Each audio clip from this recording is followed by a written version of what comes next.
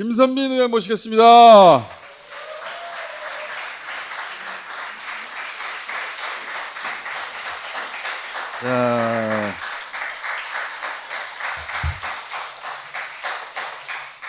자, 국회의원 되시기 전에 나오셔가지고 그 얘기를 하셨죠.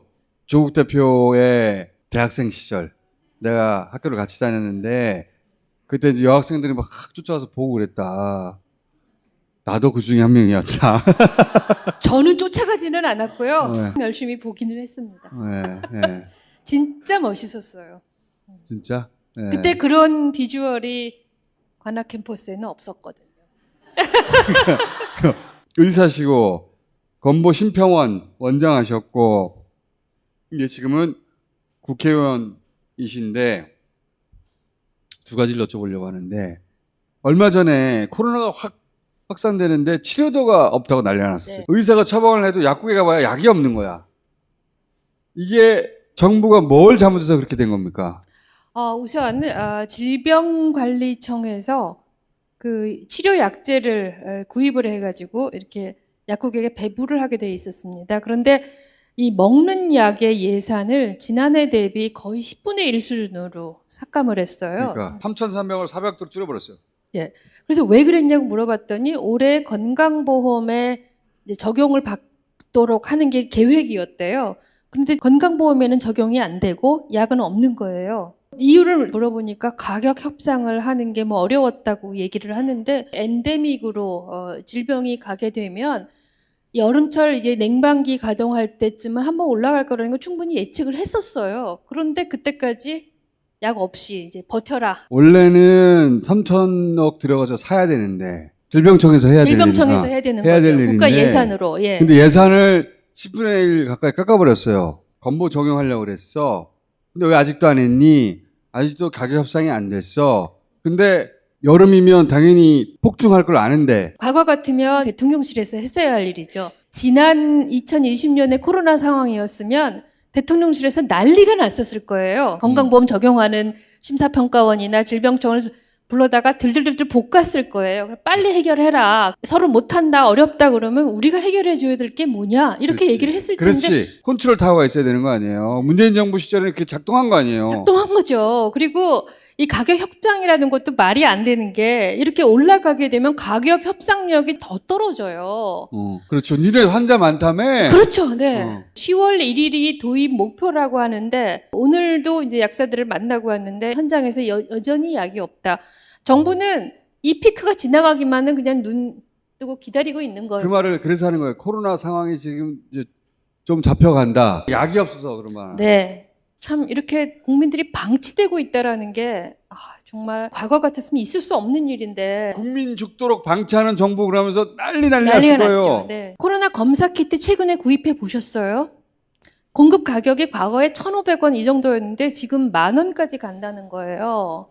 그 공급 하나를 제대로 컨트롤을 못 하는 거예요. 그때 우리 요소수 부족했을 때 어떤 일이 벌어졌었어요? 참 그러니까 진짜로 정보가 없는 것 같아요. 정보가 없어요. 네. 일본 말 들어줄 때. 그럴 때 정보가 기능하고 네. 그리고 세금 깎아줄 때.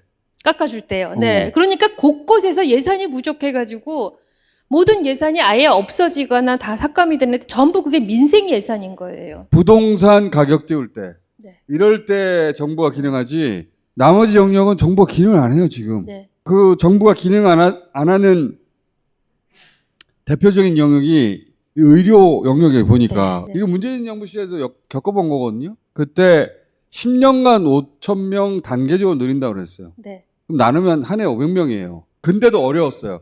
근데 이번에는 의대생 바로 2,000명. 숫자가 대체 어디서 나왔는지 모르겠어. 그 과정이 엉망진창이 돼가지고 전공의가 13,000명 중에 12,000명이 떠나서 네. 안 돌아오는 거 아니에요. 10년 뒤에 10,000명 필요하다고 증언해놓고선 지금 10,000명이 다 나가버렸어요. 그렇지. 이거 어디서 맺고 이거 진짜 심각한 거 아닙니까? 여론조사도 신뢰 구간 얼마 이렇게 딱 나오잖아요. 현재 시점에 대해서도 그렇게 얘기를 하는데 미래 10년 뒤를 어떻게 2,000명 딱 정해놓고 한치의 양보도 없다. 그게 과학이다. 그렇게 딱 정해놓는 순간 그건 과학이 아니죠. 있을 수가 없는 얘기죠. 모든 인력 정책은 배출할 수 있는 역량, 교육 커패시티를 다 봐가면서 결정하는 게 인력 정책의 기본이죠. 지금 의대 정원이 3,000명인데 내년부터 2,000명 늘린다? 이거는 의대 아니라도 그렇게 못하죠. 5천 명을 어디서 교육하고 누가 교육할 거야? 네. 시설도 없고 인력도 없는데. 네.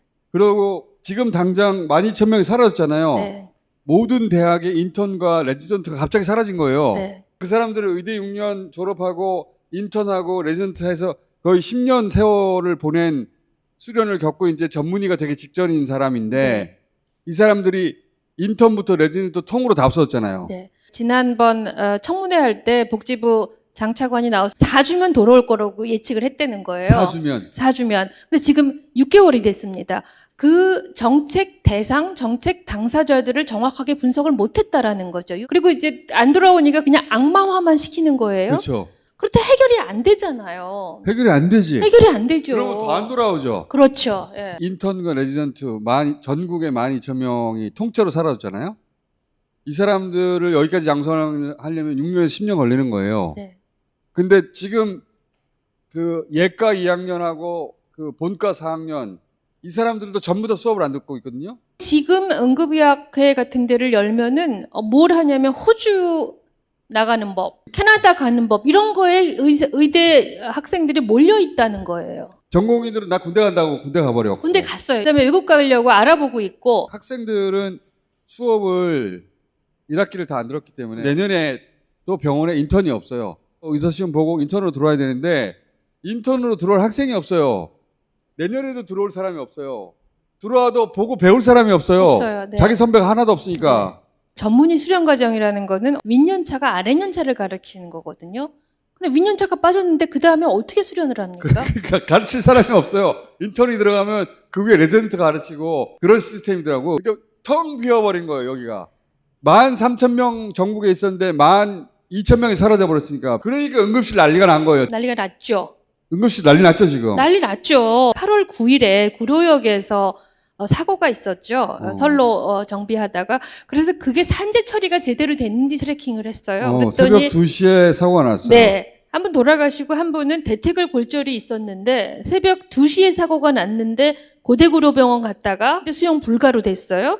그래서 국립중앙의료원으로 갔습니다. 국립중앙의료원에 갔는데 또 안 돼요? 국립중앙의료원에는 정형외과 전문의가 없는 거예요. 수술이 안 돼. 못 받았습니다. 그래서 다시 또 서울 연세병원이라는 데에 5시에 도착을 했어요. 갔는데 여기 왜 안 되는 거예요? 머리 찢어진 데는 봉합을 했고 골절 수술을 안 되니까 다시 강서구에 있는 원탑병원까지 온 게 오후 3시예요. 야, 자, 이런 일이 너무나 비일비재합니다. 그리고 두 번째, 2024년에 119 구급대가 이송을 하다가 안 돼서 재이송하는 건수를 저희가 받아봤어요. 그래서 총 2,645건이 재이송이 됐는데 그 사유를 보면 전문의 부재가 가장 높아요. 이 전문의 부재가 전공의하고 관련 있는 거죠. 그렇죠. 이게 응급의학과만 없는 게 아니라 각종 수술을 하는 아까 정형외과라든가 신경외과라든가 이런 전문의들이 없어요. 그때 다른 수술을 하고 있으면은 못 가는 거죠. 전공의들이 다 빠지고 나니까 빠져나갔어요. 예. 이제 의사들이 그걸 메꿔가지고 뺑뺑이 전문의들이 네. 낮에 전문의로서 진료를 하고 밤에 또 당직을 서야 되는 거예요. 그러니까 이 생활을 버티질 못하는 거예요. 하다가. 그리고 이분들이 누군가를 수술을 하고 있어요. 그러면 과거 같으면 전공의들이 있으면 일단 받아서 그 다음에 다시 전문의랑 수술을 할 텐데 이분들은 이미 수술을 하고 있는데 어떻게 받아요? 전공의가 없으니까. 없으니까 못 받는 거죠. 이대 목동병원, 여의도 성모병원, 아주대병원, 여기는 권역응급의료센터, 이렇게 굉장히 큰 데예요. 세존 충남대병원, 강원대병원, 건국대 충주병원, 양산 부산대 어린이병원 이런 데가 중간중간에 운영을 못 하는 거예요. 자, 근데 보건복지부에서 나와가지고 응급실 문 안 닫았다라고 얘기를 해요. 이렇게 중간중간 안 하게 되면 그게 닫은 거죠. 그렇죠. 그때 아픈 사람은 어떻게? 제가 지난주 일요일 날 울산에 있는 울산대병원을 갔어요. 비응급과 과장이었는데도 계속 콜을 받는 거예요. 서울에 있는 병원으로, 큰 병원으로부터 스카우트 제안을 계속 받는 거예요. 서울 큰 병원들이 네. 사람들이 빠져서 없으니까 네. 지방에서 유능한 의사들 그렇죠. 쫙 뽑아서 올리려고 하는 거지. 네. 그럼 지방 의료 공동화는 더 빨리 진행되는 거지. 자, 의대 증원할 때 뭐가 목표였습니까? 지역의 의사들 가게 하기 위해서 만든다면서요? 이거 어떡합니까? 지방 의료 문제 해결한다고 그랬는데 지방 의료부터 무너지고 있어요. 전공의가 없어서 어려워지니까 큰 병원에서 이제 지방에서 의사들 막 뽑아 올리는 거예요. 네. 그럼 지방이 무너지는 거죠. 안 그래도 몸으로 때우고 있었는데 밤에는 못 합니다. 네. 어떤 요일을 못 해요. 이런 과목은 못 해요 하고 점점점 이렇게 큰 병원들이 그렇죠. 서울에 있는 병원들이 급하니까 급여를 막 올려주기 시작했어요. 그러니까 지방에 남아있을 이유가 없어진 거죠, 의사들이. 이 남아있는 의사들은 완전히 번아웃이 되는 거예요. 더 이상 못하겠다. 이리 나가 떨어지는 뻗어버린 거죠. 지방이 무너지고 있는 것이고 네. 그리고 의사 양산 시스템이 무너진 거예요. 맞습니다. 네. 의사가 한 해에 3,000명 나오거든요. 12,000명 의사가 한꺼번에 사라진 거예요. 4년치가. 10,000명 모자란다고 그랬는데 12,000명이 한꺼번에 사라졌다니까. 네. 이런데도 대통령실에서는 뭐 문제 없다라고 얘기를 하죠. 오늘 제가 따끈따끈한 자료를 하나 가져왔습니다. 하도 통계가 없다라고 얘기를 해서 각 병원들은 응급실의 상황을 중앙응급의료센터로 보내고 있어요. 그러니까 월별로 플로팅을 해봤어요. 2월이 딱 시작한 때죠. 보면 2월도 작년에 비해서 나 진료 못해 하는 메시지가 점점 늘어나고 있습니다. 그러네. 이제 어떻게 합니까? 그리고 보건복지부 장관이 추석 기간 응급실 네. 우려가 있다고 하니까 뭐라고 그랬냐면 추석 기간에는 경증 환자는 양보해라. 그게 말이 안 되는 게요. 아이들이 밤에 팔팔 열나면 응급실 데려가지 않습니까? 나중에 보면 열의 9은 경증이에요. 그런데 저부터도 애가 열나면 그게 경증인지 중증인지 어떻게 압니까? 가서 받아봐야 알지. 말도 안 되는 거죠. 그리고 이게 본인 부담금을 높이는 거는 응급 진료는 가격 탄력성이 굉장히 낮아요. 그렇죠. 아무리 비싸도 가게 아파 되죠. 죽겠는데 가야지. 어떻게 해요? 가야죠. 이렇게 작동을 안 하는 거고 작동을 한다 하더라도 그게 저소득층에게 작동을 하지 그렇지. 고소득층에는 작동을 안 해요. 그러니까 소득한 격차를 다 버리는 거죠. 그러니까 또 돈 하나 없으면 병원 못 가게 생긴 못 거예요. 가는 지금. 거죠. 그리고 양보하려면 상대가 중증인지 아닌지 알아야 될 거 아니야. 그러니까요. 응급실 앞에 도착한 다른 사람인데 저 사람이 중증인지 아닌지 내가 어떻게 알아? 어떻게 알아요? 그냥 막 던지는 것 같아요. 아무 말이나 막 하는 거예요. 아무 말 대잔치예요. 너의 아픔 지수는 7이고 나는 4니까 내가 참을게. 말도 안 되는 소리를 하는데 내가 차관이 나와서 찢어져서 피가 많이 나도 경증이고 전화를 할 수 있으면 경증이고 본인이 이렇게 전화를 해서 알아볼 수 있는 상황이라고 하는 것 자체가 사실은 경증이라고 이해를 하시면 됩니다. 미치겠다 진짜. 전화하고 기절하면 어떡할 거야? 출혈 가다 하면 어떻게 할 거냐고. 말도 안 되는 소리만 계속하고 있어요. 그렇게 얘기하는 복지부 공무원들은 얼마나 지금 갈등이 있겠습니까? 내적 갈등이. 복지부 차관은 갈등 없는 것 같더라고요. 말이 되는 소리를 내지 무슨 설득이 되든가 말든가 하지. 막 던져요 그냥. 아무 말이나 막 하는 거예요. 네, 그냥. 대통령이 그러는 밀어붙이라고 거죠. 하니까. 예, 네. 2,000명이 어디서 나왔는지 모르겠는데 대통령 2,000명에 꽂혀 있고 대통령 부인도 꽂혀 있고 그 2,000명 숫자 때문에 사람들이 죽어나가게 생긴 거예요. 죽어나가고 지금. 있어요. 네. 모든 정책은 대화와 타협의 산물이에요. 엄청난 정치력과 리더십을 필요로 하는 일인데 대통령실 이미 그걸 상실을 했으면 빨리 이건 국회로 가져와야 된다고 생각해요. 우원식 의장님께서 같은 주장을 하셨고 오늘 박찬대 원내대표도 같은 말씀을 하셨습니다. 대화를 해서 어떤 타협점을 만들어냈는데 네. 대통령이 그걸 안 받으면 어떡해요? 대통령이. 가장 많은 사람들의 직접 생명과 연관이 된 문제예요. 저는 이 문제가 가장 시급하다고 생각을 하고 그동안은 그래도 어떻게 해결하겠지 설마 이랬는데 이거는 정말 너무 모르는 사람들이 선무당이 사람을 심하게 잡고 있는 것 같아서 뭐 야당은 이 문제가 가장 시급하다고 생각을 합니다. 되돌릴 수 없는 문제잖아요. 이거는 되돌릴 수 없는 거죠. 없는 이미 사람이 지금 이렇게 사망하면 되돌아가기 어떻게 되돌릴 어렵어요. 거야? 예, 이게 완전히 판도라의 뚜껑을 열었는데 열었는지도 몰라요. 의료 대란의 의자만 얘기를 하면 너무 화를 내가지고 주변에서 말을 못 한대요. 아유. 돌아가는 판을 계속 듣고 있었는데 아니 2,000명을 어떻게 늘리려고 그랬더니 늘려야 된다. 왜냐하면 용산에서 용산에서. 용산에서. 절대 2,000명 지켜. 이렇게 된 거예요? 4월 1일에 그 대통령 담화가 있었어요. 800명으로 타협하면 야, 저 박수 엄청 받을 텐데.